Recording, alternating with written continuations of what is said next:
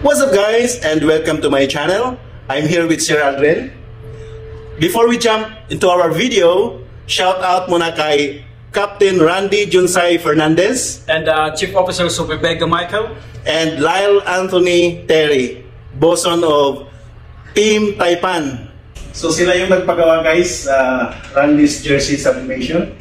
So kung gusto niyo magpagawa, PM mo lang ako guys, message me on my messenger at pag-usapan natin. So, yung material natin, high-end, plus original ink equals quality para satisfied lagi yung customer na magpapagawa sa akin. So, without further ado, let's jump into the video. Let's go!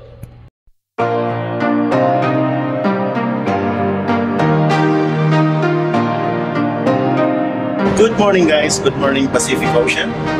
We're going to have maintenance in our injection room. So we're going to use the elevator.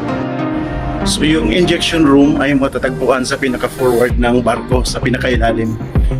So yun yung pupuntahan natin, doon tayo mag-maintenance kasi marami na siyang kalawang.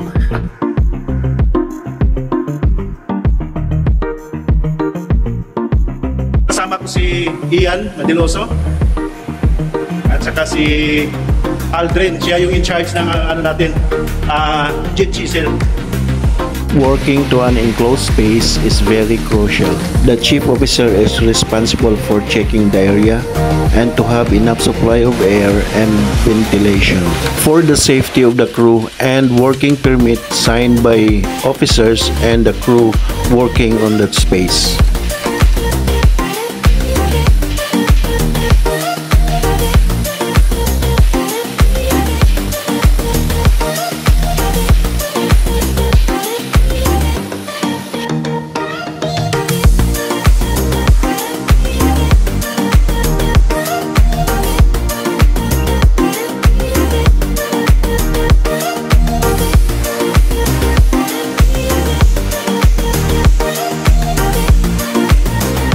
Guys, good morning. So naka-ready na ang lahat guys. Mini-ventilate na yung sa baba. Yan, mayroon na rin kaming ano para doon sa gilid na mga madilim. So make sure guys na pag nagtrabaho kayo ng mga enclosed space, kailangan i-ventilate muna yung area.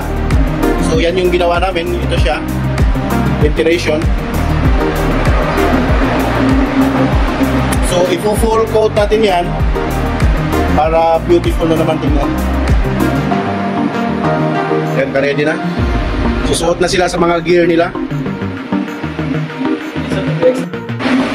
So i-demonstrate ni Sir Aldrin yan para hindi ka ma-suffocate sa amoy ng pintura.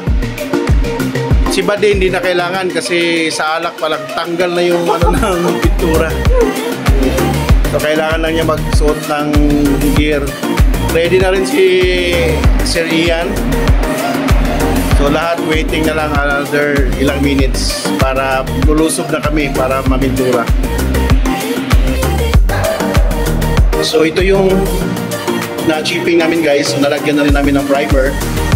Second prime na siya. Kasi yung first na nilagay natin, the color was red. Tapos yung second prime, gray naman ang kulay. Tapos yung final natin, yun na yung ano, yung gray. Yan. 1712. So madami-dami dito guys, dito sa sulok. Ayan. Doon sa ano, medyo madilim.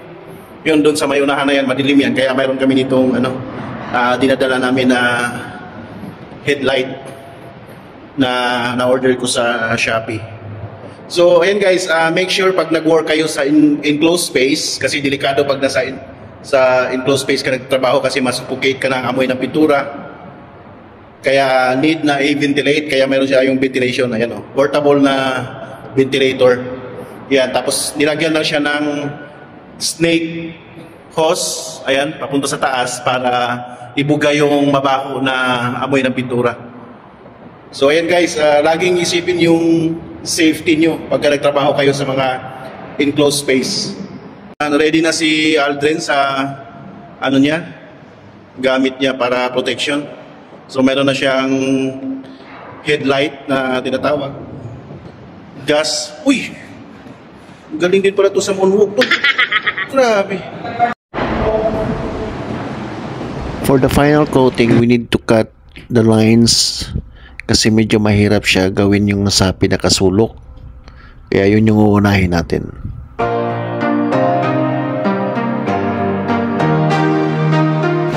So guys, we decide to go up kasi hindi na kaya talaga guys ng fumes na nalalanghap namin. So buti na lang bumaba si Chief Mate. Tsaka sabi niya every 15 minutes akyat daw kami para mag-take ng fresh air para ma-replace yung mga fumes na nasa lungs namin.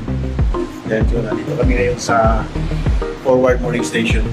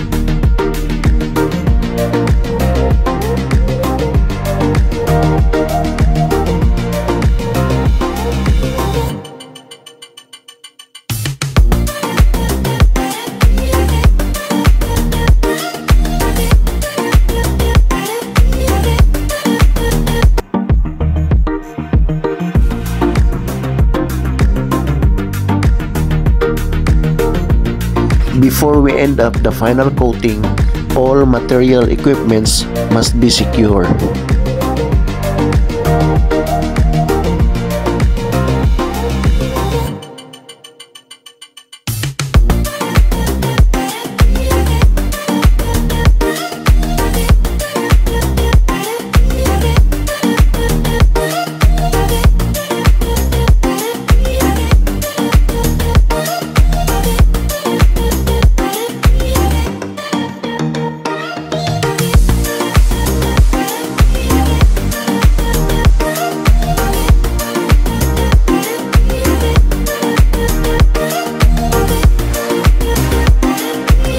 And finally, we're done the painting.